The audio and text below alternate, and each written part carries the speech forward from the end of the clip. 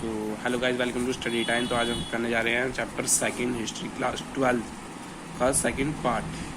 तो हम यहाँ पे करने जा रहे हैं दैविक राजा। यहाँ पे कुषाण शासकों के बारे में। कुषाण शासकों ने 1 BC से 1 AC तक रहे थे। यह शासक का साम्राज्य भारत के मध्य एशिया से लेकर पश्चिमी उत्तर तक था। जानकारी के स्रोत है इसके अभिलेख और साहित्य परंपरा। साहित्य परंपरा मतलब जो पहले से चली आ रही है। कुषाण शासकों ने उत्तर प्रदेश के मथुरा के पास माठ के एक देवस्थान पर कुषाण शासकों ने विशाल काय मूर्ति लगवाई थी। उन्होंने अपनी ये मूर्ति लगवाई थी मथुरा के एक देवस्थान पर। कई कुषाण शासकों ने अपने नाम के आगे देवपुत्र की उपाधि लगाई थी। अब फैक्ट यह है कि यह चीन के शासकों से प्रेरित होकर लगाई थी, जो स्वयं को स्वर्गपुत्र कहते थे। अजीब बात है। 4वीं शताब्दी ईसा में गुप्त साम्राज्य सहित कई बड़े साम्राज्यों का साक्ष्य मिले हैं। गुप्त शासकों का इतिहास साहित्य, सिक्के और अभिलेखों से सहायता से लिखा गया है।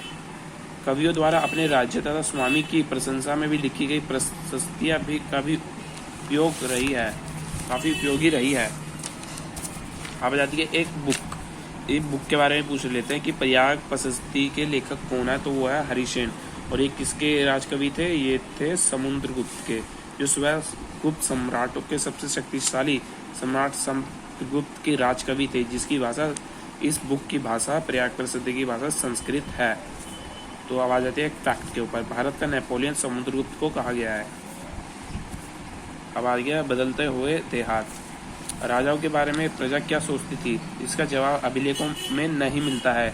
बदलती हुई देहात मतलब अब आ जाते हैं इसके अगले वाले पे। इतिहासकारों ने इसका निष्कर्षण करने का प्रयास किया है कि उदाहरण जातक और पंचतंत्र जैसे ग्रंथों में वर्णित कथाओं को समीक्षा कर पता लगाया है।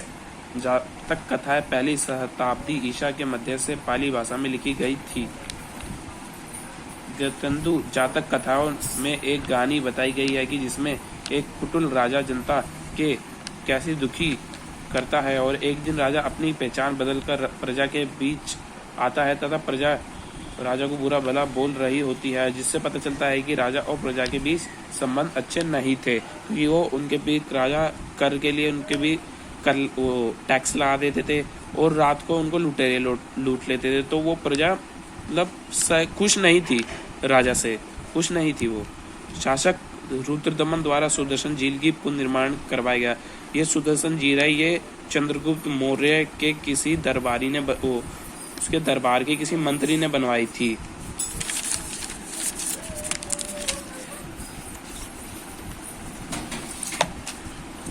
अब आ जाइए उपज बढ़ाने के तरीके। हल का प्रचलन था, जो 6वीं शताब्दी ईसा पूर्व से ही गंगा और कावेरी की घाटियों से उर कच्छरी क्षेत्र में फैल गया था। कछारी पंजाब और राजस्थान जैसी अर्धशुष्क जमीनों वाले क्षेत्रों में लोहे के वाले हल का उपयोग 20वीं सदी से हुआ था। जो लोग पर्वतीय क्षेत्र पर रहते थे उन्हें कुदाल का उपयोग किया था। ये आप उसमें पढ़ोगे, जो 1857 की क्रांति है उसमें कुदाल और हल का भी है। वो 10वां चैप्टर है। वो 10वें चैप्टर में आप कुदाल और हल के बारे में पढ़ोगे, जो मैं आगे पढ़ाऊंगा आपको। उपज बढ़ाने के लिए एक और उपाय कुओं के तालाबों कई नहरों के माध्यम से सिंचाई करना था। मनुस्मृति ये हिंदू धर्म का एक तरह से संविधान था, जो बिल्कुल सही नहीं था। ये सिर्फ एक पक्ष पर ही था, जो तब ब्राह्मणों को उच्च दिखाना, फिर राजा, फिर व्यापारी, फिर वो थे जो दलित थे, ये उसको दर्शाता था। इसमें चंडालों के कर्तव्य भी लिखे गए कि चंडालों को कैसे रहना है। उनके शरीर पे लोहे के बाद लोहा रहेगा तथा वो गांव से बाहर रहेंगे। वो मरे हुए का खाना खाएंगे, जो मरे हुए लोगों को खाना चढ़ाते हैं वही खाना खाएंगे। तो इसमें बहुत क्रूर तरीके से नियम लिखे हुए थे। ये इसको हम भारत का संविधान भी कह सकते हैं फैक्ट के तौर पर, कि प्राचीन भारत में भारत का संविधान किसे कहा जाता था? तो उसे मनुस्मृति को कहा जाता था। इसे 2वीं शताब्दी ईसा पूर्व से BC से AD में लिखा गया था, और इसकी भाषा थी संस्कृत। ग्रामीण समाज में विभिन्नता है। पिछली भाषा में गृहपति का उपयोग छोटे किसानों और जमींदारों के लिए किया गया था। नेक्स्ट, वेलार बड़े जमींदार थे। गृहपति घर का मुखिया होता था, जिसका घर के सभी चीज़ों पर नियंत्रण होता था, और इसी बात के भी प्रमाण मिले हैं। बात के अभी यहीं पे ख़त्म करें, तो हम नेक्स्ट वीडियो में इसका फाइनल पार्ट लाएंगे। So like and subscribe and watch to study time. So धन्यवाद।